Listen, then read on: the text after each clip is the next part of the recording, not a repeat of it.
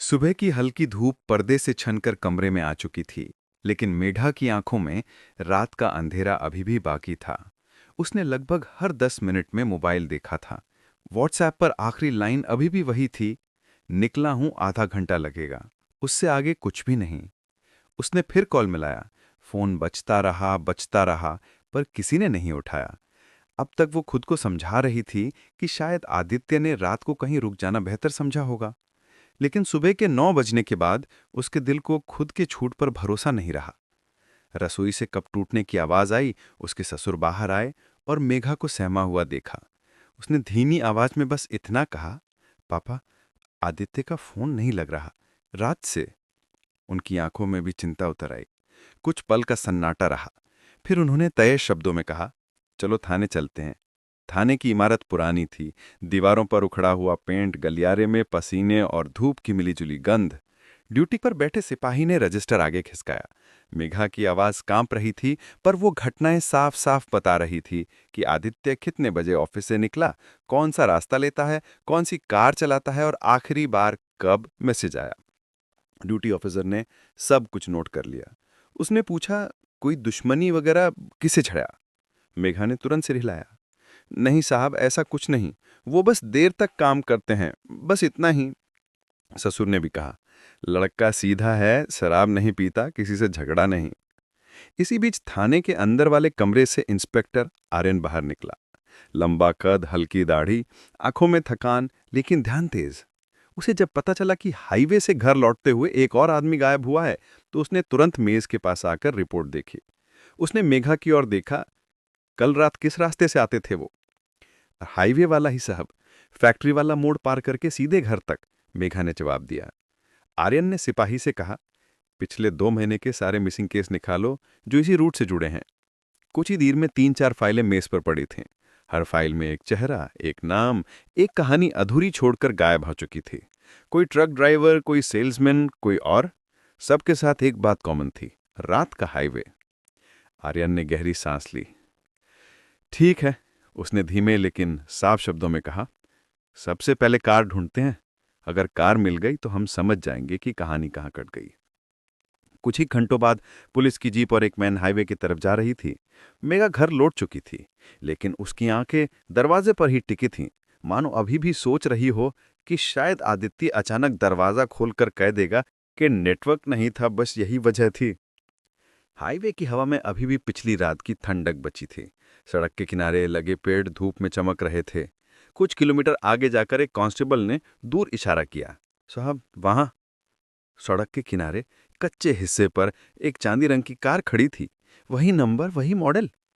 Car बंद थी, दरवाजे भी बंद, और आसपास कोई नहीं। आर्यन ने कार के पास जाकर कांच के अंदर झांका। सीट खाली। डैशबोर्ड पर आदित्य का वही चाबी वाला कीचेन था। उसने दरवाजा खोलकर अंदर देखा। मोबाइल नहीं था। पिछली सीट पर एक बैग पड़ा था, जिसमें ऑफिस के कागज और लैपटॉप थे। अगर कोई लूटने आता तो ये सब नहीं छोड़ के जाता। कार के नीचे उसने झुककर टायरों के निशान देखे। टायर की धूल के बीच कुछ और गहरे निशान भी थे, जैसे किसी और भारी गाड़ी ने इसे पीछे से धक्का दिया हो या खींचा हो। फर्श पर 2 अलग अलग तरह के निशान दिखाई दे रहे थे, एक कार का, दूसरा किसी और वाहन का। इसी बीच ट्रैफिक पुलिस का एक जवान भी वहां आ गया। उसने बताया कि रात को इस मोड़ के आसपास ट्रैफिक कम रहता है। साहब, कभी कभार ही कोई ट्रक या जीप निकलती है। सीसीटीवी यहाँ से थोड़ा आगे लगे हैं, पीछे की तरफ कुछ नहीं। आर्यन ने कार का बोनेट खुलवाया। अंदर सब कुछ सामान्य दिख रहा था, लेकिन फ्यूल लाइन के पास उसने एक हल्का सा कट देखा। ऐसा कट जो खुद ब खुद नहीं हो सकता था, लेकिन इतना साफ भी नहीं कि तुरंत नजर आ जाए। जैसे किसी ने एक छोटी सी दिक्कत पैदा की हो, जो थोड़ी देर बाद गाड़ी रोक दे। उसी जगह के पास एक छोटी सी चिकनाई का दाग दिखा, तेल या ग्रीस जैसा। वो बात खुद में बड़ी नहीं लगती थी, लेकिन पूरी पिक्चर में फिट हो रही थी। आर्यन ने वो जगह ध्यान से देखी, फिर कार के अंदर वापस गया। गियर के पास हैंड ब्रेक के करीब सीट के किनारे पर एक हल्का सा काला धब्बा था, उंगलियों के निशान जैसा। शायद ग्रीस भरे हाथों ने वहां छुआ था। इंस्पेक्टर ने जेब से रुमाल निकालकर हल्का सा रगड़ कर देखा। दाग उंगलियों पर लगा। गंध वही थी, मैकेनिक के गैराज वाली। इसी समय एक और बात सामने आई।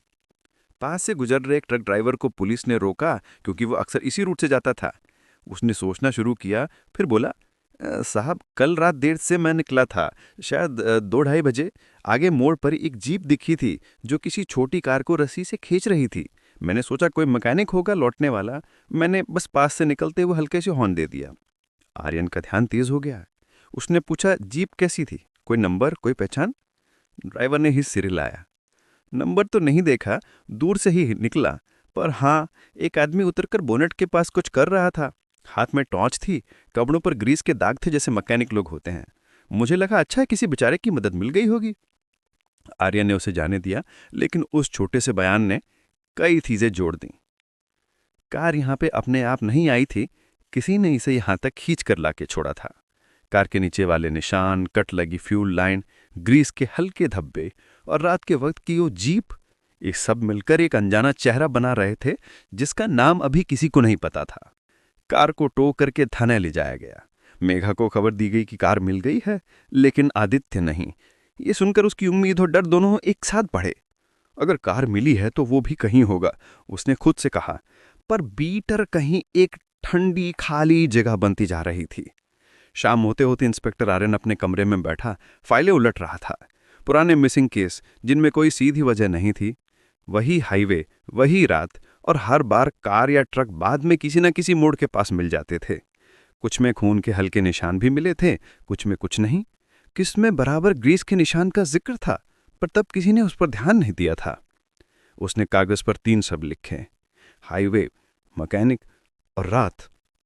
उसके दिमाग में एक धुंधला सा ख्याल बनना शुरू हुआ। शायद कोई ऐसा आदमी जो मदद के बहाने रुकता है, गाड़ी ठीक करने की बात करता है, और फिर कहानी कहीं मुड़ जाती है। अभी तक इसका कोई चेहरा नहीं था, लेकिन उसे लगा ये सिलसिला नया नहीं है, बस दिखना अब शुरू हुआ है। शहर के दूसरे कोने पर उसी वक्त राघव अपने गैराज में शाम की आखिरी गाड़ी का बोनेट बंद कर रहा था। ग्राहक ने पर्स से पैसे निकलते हुए कहा, राघव भैया, आपका तो कोई जवाब नहीं।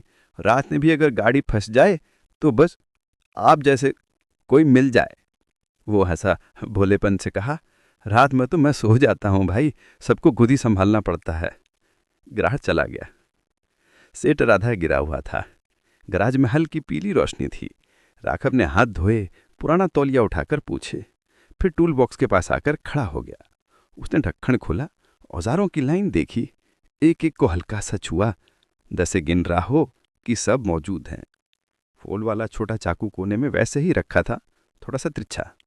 उसने तुरंत उठाकर सीधा किया, तब झाकर सांस गहरी हुई। कोने में रखे पुराने रेडियो के ऊपर आज का अखबार पड़ा था। उसने उसे उठाया। पहले पन्ने पर कोई और खबर थी, लेकिन अंदर वाले पन्ने पर एक छोटा सा कॉलम था, आईटी कर्मचारी गायब, हाईवे से कार बरामद। साथ में आदित्य की छोटी सी फोटो। राघव ने कुछ पल तक उस फोटो को देखा, ना मुस्कुराया ना चौंका, बस चुपचाप देखता रहा।